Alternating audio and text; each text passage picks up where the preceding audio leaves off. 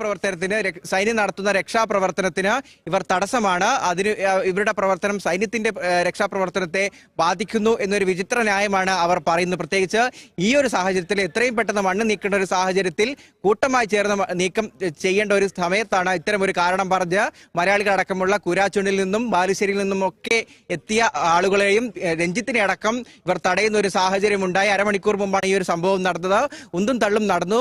രഞ്ജിത്തിനെ അടക്കം പോലീസ് മർദ്ദിച്ചു എന്നും മനാഫ് പറയുന്നു. മാത്രവുമല്ല പിന്നൊരു സാധ്യത വേറൊരു കാരണം പറയുന്നത് മണ്ണിടിച്ചിലിനുള്ള സാധ്യത നിലനിൽക്കുന്നുണ്ട്. അതുകൊണ്ട് ഇവർ നിൽക്കുന്നത്, സിവിലിയൻസ് ഇവിടെ നിൽക്കുന്നത് ഇവർക്ക് ഭീഷണിയാണ്. രക്ഷാപ്രവർത്തനത്തിന് മറ്റൊരു തരത്തിൽ വലിയൊരു ദുരന്തത്തിൽ ഇത് കലാശിക്കാം എന്നാണ്. ഈ രണ്ട് കാരണം പറഞ്ഞാണ് ഇവരെ മാറ്റാൻ പോലീസ് ശ്രമിക്കുന്നത്.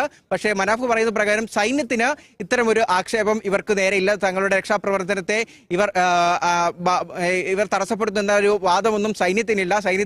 ഇവർ ഒത്തുചേർന്നൊരു രക്ഷാപ്രവർത്തനത്തിനാണ് സൈന്യത്തിനും താല്പര്യം.